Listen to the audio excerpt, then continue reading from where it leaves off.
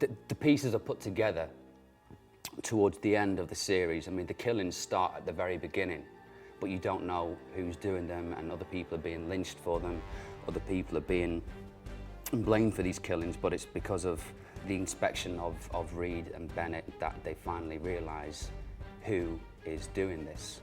Ideas of good and bad and, you know, evil and these sort of things are very narrow, very bland distinctions, and lots of people move between two things. And I think with Dove, it is a case of the fundamental drive is good, but it's corrupted by virtue of circumstances. It's not easy when Reid initially is suggesting that Dove is a bad egg.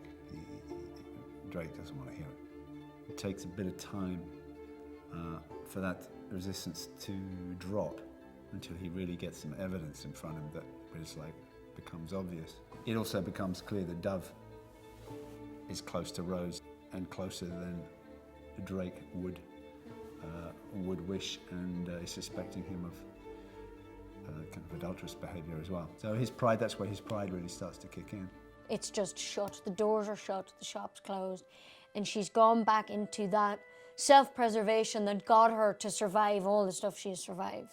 I think to suffer the traumas that she suffered, you know, with being raped, being drugged, going to be sold into slavery, all that life has thrown at her for good and for bad. I think if she wasn't a complete, you know, had a complete survival instinct, she would easily have gone into, you know, I think a mental institution or something. The primary problem is the love for the brother, because as far as I'm concerned, all of the nefarious activities that I engage in are a direct result of my brother's actions and trying to protect him. Because you're going from just hardly doing anything but being there and being in the back and being spoken to like a lapdog as a dumbass and stuff like this, when actually this man is very sort of calculating and nobody knows what he's capable of.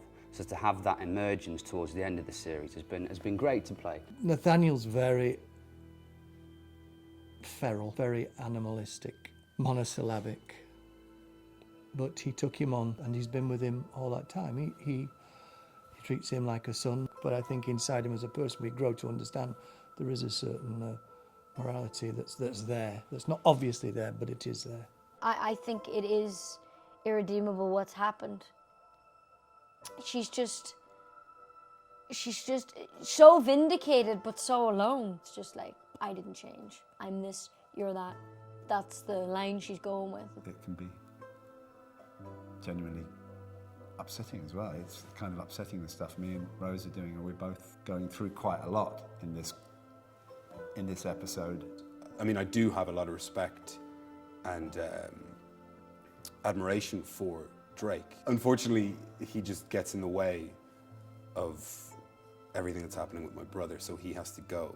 We've inhabited those characters for 4 years, and are more invested than I realized I was. And you're kind of living something out in yourself, which is, it goes deeper than you realize.